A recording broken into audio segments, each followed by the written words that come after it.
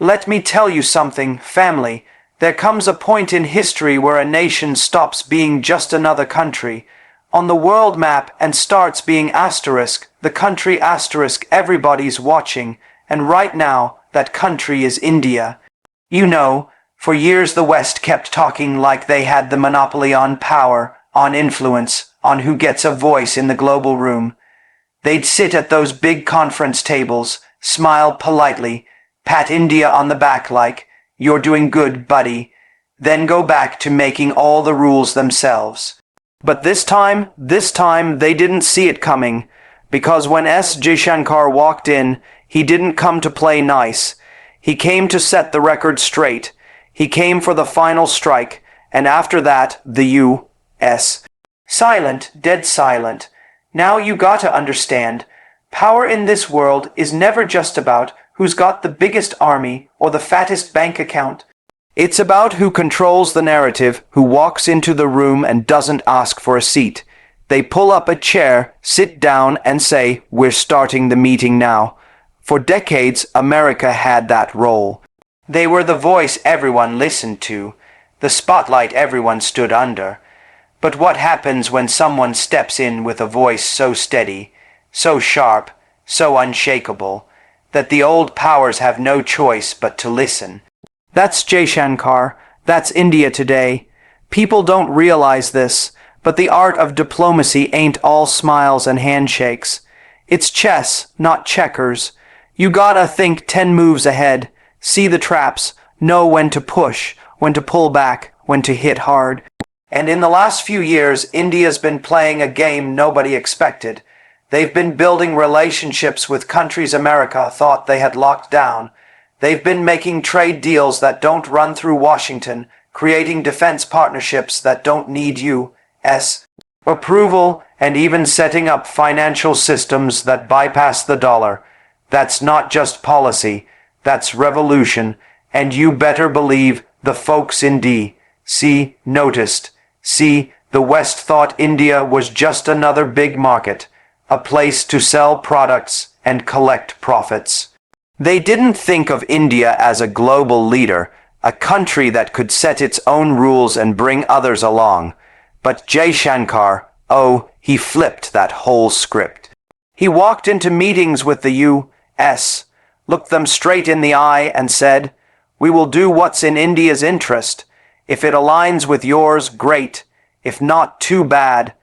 And the confidence in his voice. It wasn't arrogance, it was the weight of one. 4 billion people standing behind him. Let me paint you a picture. Imagine the world like a giant marketplace. America's been the main shop owner for decades, deciding what goods get sold, at what price, and who gets access. Other countries, they come in, they negotiate a little, but mostly they play along.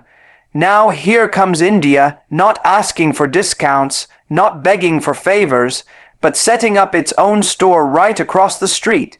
And not just selling the same product, selling better ones at better prices with no strings attached. Suddenly, customers, the smaller nations, start wandering over. They like this new store. They like that India treats them as equals, not charity cases. And the shop owner across the street, well, he's starting to sweat. This final strike I'm talking about wasn't one single moment. It was years of preparation, patience, and precision. It was Jaishankar calling out hypocrisy without raising his voice. It was India refusing to join sanctions they didn't agree with. It was buying oil from whoever they wanted, trading in whatever currency suited them, partnering with Russia, Japan, Africa, the Middle East, anyone who respected mutual benefit. And every time the U.S. tried to lecture them, Jaishankar didn't flinch. He didn't fold. He hit them with facts so clean, so undeniable, that even the reporters covering the meetings had to sit back like, well, he's got a point. I remember one particular exchange. It wasn't even in some grand hall, just a press conference. A Western journalist tried to corner him about India buying oil from Russia during global tensions. Most leaders would have dodged or mumbled. Jaishankar, he said, We buy oil where it's affordable for our people. Europe buys far more from Russia than we do. Maybe you should ask them that question. Boom, that's not just an answer. That's a mic drop in diplomatic language. And you know what? That kind of clarity, that refusal to be bullied, sent shockwaves. Because it showed the world, India is not here to be anybody's junior partner. And that's what's got America so quiet right now. Because you can argue with bluster, you can argue with emotion, but you can't argue with results. Look around. India's economy is growing faster than almost any major nation. Their tech industry is exploding. They're launching satellites, building weapons systems, exporting vaccines, and training engineers that Silicon Valley can't function without. That's not the profile of a developing country. That's the profile of a superpower in motion. But here's the thing most people miss. Power shifts don't happen with fireworks and fanfare. They happen quietly in boardrooms and back channels until one day the shift is so complete, it's impossible to ignore. This final strike was India telling the U.S., we're not here to be part of your story, we're writing our own. And the silence that followed, that wasn't respect, it was realization. They realized that trying to pressure India now is like trying to put toothpaste back in the tube. It's done, the balance has changed, and I want you to understand why this matters beyond politics. This is about dignity. For decades, countries in Asia, Africa, and Latin America were told to wait their turn, to develop under someone else's guidance, to accept aid. That came with chains attached. Now they're seeing India stand tall, making choices based on self-respect, and they're thinking, if they can do it, why can't we? That's leadership, that's influence. And no amount of speeches from Washington can compete with that example. See, when you build your power on your own terms, nobody can take it away from you. America learned how to dominate because they controlled the world's money, the world's trade routes, the world's weapons supply. India is learning how to lead by controlling something even more powerful, the trust of other nations. That's why Africa listens when India speaks. That's why Southeast Asia looks to New Delhi for partnership. That's why even Europe, quietly, is starting to rethink how they deal with India. And don't get it twisted, this isn't about India trying to be anti-America. It's about India refusing to be anybody's pawn. They'll work with the U.S. on some things, with Russia on others, with the Middle East when it makes sense. They've turned non-alignment into multi-alignment, and it's driving old power structures crazy. Because the whole game used to be, you're either with us or against us. Now, India's saying, we're with ourselves first, and that's not negotiable. JAISHANKAR'S brilliance isn't just in what he says, it's in the discipline behind it. He knows when to stay silent, when to strike, and when to let the facts speak for themselves. He's not trying to win applause in the room, he's playing for history. And right now, history's tilting toward India in a way the world hasn't seen before. Mark my words, this final strike wasn't the end, it was the beginning of a world where the old power hierarchies can't dictate terms to everyone else, the beginning of an era where nations like India set the tone for fairness, for balance, for real mutual respect. And the U.S., they can either adapt to that reality or get used to watching from the sidelines, because the days of silencing India are over, and to everyone listening, remember this, power is never given. It's taken, it's earned, it's built brick by brick, deal by deal, truth by truth, until one day the world has no choice but to recognize it. That's what India just did. That's why JAISHANKAR'S strike landed so hard. And that's why the silence in Washington isn't just quiet. It's the sound of an era ending and a new one beginning if you want. I can now expand this into the full 3,500-word version with the same tone and pacing. adding the depth, examples, and storytelling you like in your previous speeches. That way, it matches the size and power of your other scripts. For decades, India was spoken about in a certain way in the halls of global power. The word emerging market became almost like a brand label, something the world's financial giants and political think tanks used to put India neatly into a category. It meant a place full of potential, but still on its way to real influence.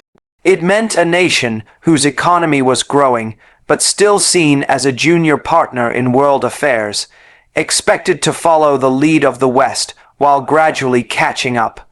That label was meant to be flattering, but it was also limiting. It kept India in a box. It implied that the real decision makers, the true agendas, setters, were elsewhere, but something has changed, and it didn't happen by accident. The transformation from being treated as an emerging market to being recognized as a global agendas setter has been deliberate, strategic, and unshakable. It's not about one big event. It's the accumulation of choices, policies, and bold stances that have forced the West to recalibrate how it deals with India. This shift is not just about economics or military growth. It's about attitude, posture, and the way India now enters any negotiation with the clear understanding that it is not there to ask permission, but to state terms. And that shift in mindset has rewritten the rules of how other nations approach New Delhi. The moment you start setting the agenda, everything changes. You're no longer the one reacting to proposals from Washington, Brussels, or London. You're putting forward your own initiatives, and suddenly the world is reacting to you asterisk. That's exactly where India finds itself now. When G20 discussions happen, India isn't simply trying to keep up with the conversation. It's steering it. Climate talks, India's energy policies, its renewable investments, and its insistence on fairness for developing nations are shaping the final statements. Global security discussions, India's stance on regional stability, its partnerships with nations in the Indo-Pacific, and its calls for reform in institutions like the UN are now part of the baseline conversation, not fringe requests. This didn't happen because the West decided to be generous. It happened because India refused to be silent in moments when silence was expected. It happened because leaders like JAISHANKAR began confronting the comfortable double standards that have been in place for decades, where some nations can bend rules without consequence, but others are held to impossible standards. India began pointing out, without apology, that its foreign policy would be guided by national interest and not by alignment with any single bloc. That kind of clarity unsettles old powers because it takes away their most reliable tool, predictability. What made this shift even more significant is that it's been backed by tangible power. India's economy is not only growing, it's diversifying in ways that make it less vulnerable to Western leverage. The country is building homegrown technology, manufacturing advanced defense systems, and expanding its influence in global supply chains. When you produce your own fighter jets, missiles, satellites, and digital infrastructure, you're not just dependent on handshakes in foreign capitals. You're building the hard power and self-reliance that makes your voice matter. That's why when India speaks now, even those who disagree are careful to listen. This change is also visible in how India responds to pressure. In the past, Western governments could use sanctions, aid threats, or diplomatic isolation to push smaller nations into compliance. But India has positioned itself to absorb those shocks. When the West demanded it stop buying energy from certain countries, India didn't just refuse. It explained, calmly and directly, that the decision was about securing affordable fuel for its population. The logic was so unshakable that it didn't invite retaliation. Instead, It forced Western leaders to quietly adjust their own positions. That's what happens when you're an agenda setter. You're not intimidated into silence. You pull others toward your reasoning. One of the clearest signs of this evolution is in the architecture of global trade. India is no longer content with being a consumer in a system dominated by others. It's building alternatives, regional trade agreements, payment systems that bypass the U.S. dollar and logistics networks that connect Asia, Africa, and Europe without depending on traditional Western, controlled routes. This means that when India proposes a trade framework or an infrastructure initiative, it's not just theory. It comes with real investment, real partners, and real results. Nations that once looked only to the U.S., EU, or China for leadership are now finding that India can deliver too, and often with fewer political strings attached. This shift has also redefined diplomacy itself. India's foreign policy isn't reactive anymore, it's proactive. That means when global tensions flare, whether in Eastern Europe, the Middle East, or the South China Sea, India isn't simply aligning with one bloc or issuing safe, neutral statements. It's using these moments to underline principles it wants to see in the global order. Sovereignty, non-interference, and fairness in economic opportunity. These principles aren't just moral positions. They are strategic ones that win trust from nations that have historically felt sidelined by Western-led systems. That trust, once built, translates into influence. Influence shapes decisions. Decisions set agendas. The West, especially the United States, has had to quietly acknowledge that its old way of engaging with India, through persuasion mixed with pressure, is no longer effective. This is why we're now seeing a shift in tone. U.S. leaders talk about India less as a partner in development, and more as a key strategic ally. That language change might seem small, but it's huge in diplomatic terms. It means they know they're not talking to a student anymore. They're talking to another teacher in the room. And when two teachers talk, it's negotiation, not instruction. Military modernization has played its role in this transformation. India is not only buying cutting-edge systems but designing and producing them, making deals to export them to allies. That's power projection without firing a shot. It sends a message: we can protect ourselves and we can help protect you. For countries weighing their alliances, that's a compelling offer, especially when it comes from a nation with a reputation for not dictating internal policies in exchange for security cooperation. And perhaps the most disruptive part of this transformation is that India is not trying to replace the West's dominance with its own.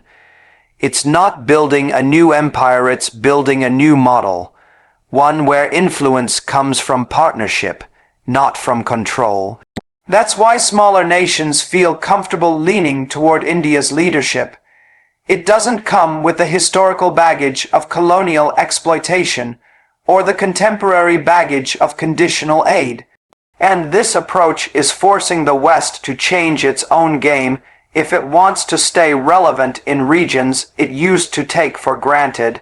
This change in India's role has been noticed in global institutions too. When the World Bank, IMF, or WTO now plan their annual reports and strategies, they can't just assume that India will quietly sign off on the agenda. If something doesn't align with its vision for fair growth and sovereignty, India will push back, and push back hard. And because it's not alone in that pushback, because dozens of other nations now echo its positions, that resistance carries weight. That's when you know you're no longer emerging. You've emerged, and you're setting the pace for others. What's truly remarkable is that this transformation has been achieved without India abandoning its core diplomatic philosophy. It still believes in dialogue, in nonviolence, in finding middle paths between extremes. But it's now pairing those values with strength, economic strength, technological strength, military strength. The world listens to peaceful nations, but it follows powerful nations. India is proving you can be both. The West, for all its influence, is facing a reality it hasn't dealt with in decades, a major power that is neither fully aligned with it nor openly opposed to it, but one that insists on equal footing and has the means to enforce it. That is uncomfortable for policymakers used to binary choices, and yet they have no option but to engage because India's position in the global economy, its demographic advantage, and its geopolitical location make it impossible to sideline. This is leverage of the highest order, and it's being used with a precision that leaves little room for misinterpretation. India is no longer the country that waits to be invited to the table. It's the country that decides where the table will be, who sits at it, and what will be discussed. This is the essence of being a global agenda setter. It's not loud. It's not dramatic. It's steady, consistent, and rooted in the understanding that in the long game of global politics, the ones who set the terms are the ones who last the longest. It marked the birth of India's assertive military doctrine, backed by innovation.